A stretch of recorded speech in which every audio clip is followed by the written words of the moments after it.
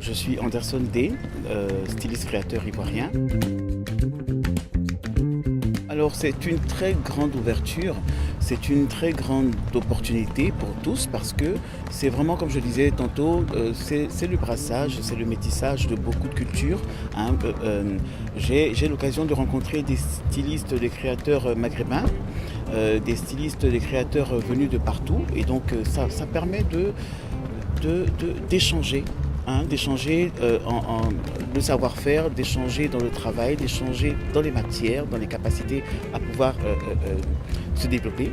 Et je trouve que c'est une très bonne initiative. Je pense que le public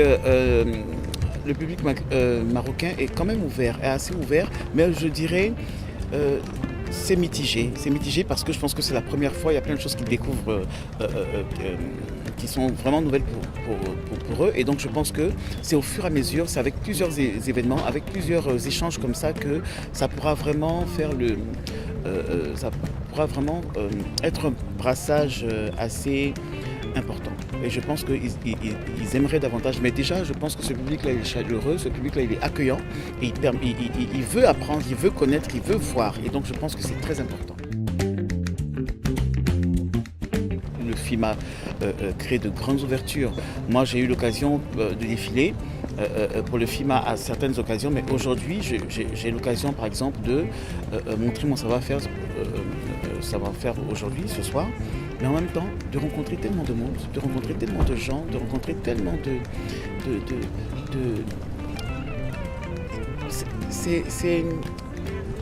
c'est émouvant, ça me touche parce que je dis, il y a plein de personnes que je n'aurais pas connues, que je n'aurais pas vues si je n'étais pas venu là. Et là, aujourd'hui, c'est vraiment de belles rencontres. Et je pense que ça ouvre beaucoup de portes, le FIMA ouvre beaucoup d'opportunités, le FIMA permet d'agrandir encore plus l'espace mode, l'espace art en tout cas. Alors ma collection s'appelle Soleil. Soleil parce qu'on est en Afrique, soleil parce qu'il fait chaud, soleil parce qu'on aime les couleurs chaudes. Et donc c'est du jaune avec du pagne. Donc du pagne mélangé à du tissu, de la mousseline, un peu de soie, un peu de stretch, hein. C'est-à-dire que moi ce que je fais cette fois-ci pour cette collection-là, c'est allier l'Afrique et autre chose, allier l'Afrique et le monde en fait. Donc l'Afrique avec ses couleurs, avec ses matières, avec ses diversités, et je pense que vous aurez l'occasion de voir. Par contre, vous allez découvrir aussi un styliste quand même qui est, c'est vrai africain, c'est vrai dans certains codes, mais en même temps assez extravagant. Voilà, mais toujours avec cette petite touche particulière là qui fait de lui un personnage singulier. Voilà. C'est important de s'ouvrir. C'est important de s'ouvrir au monde. On ne peut pas rester que dans les matières africaines. Il faut faire matière africaine pure, c'est vrai. Matière africaine roots, mais matière africaine avec. Matière africaine et. Ce qui permet de pouvoir aller plus loin. Par exemple, pouvoir exporter nos produits. Faire des produits par exemple qui vont en même temps à l'Afrique et qui vont en même temps à l'Occident, qui vont en même temps un peu partout. Le brassage, le métissage de matière de sorte que celui qui est au Maroc dit ah ça je peux porter parce qu'il y a un peu d'africanité dedans mais il y a quand même une touche de chez moi. Celui qui est en France, qui est à Paris peut dire oui c'est un beau costume que je peux porter parce qu'il y a un peu de ci, il y a un peu de ça et je pense que c'est très important d'avoir des petites touches comme ça histoire de déjà faire partir ce message là et puis à partir de là on pourra imposer tout ce qu'on veut.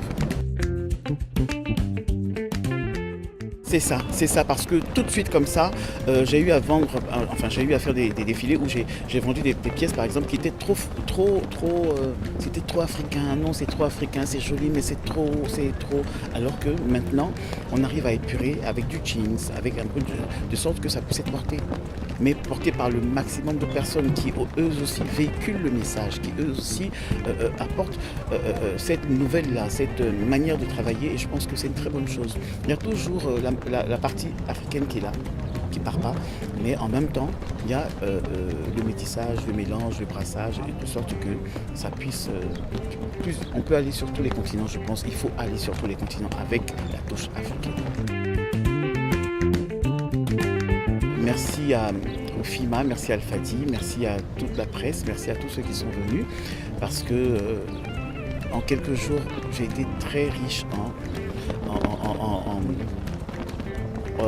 comment je peux dire, en rencontres.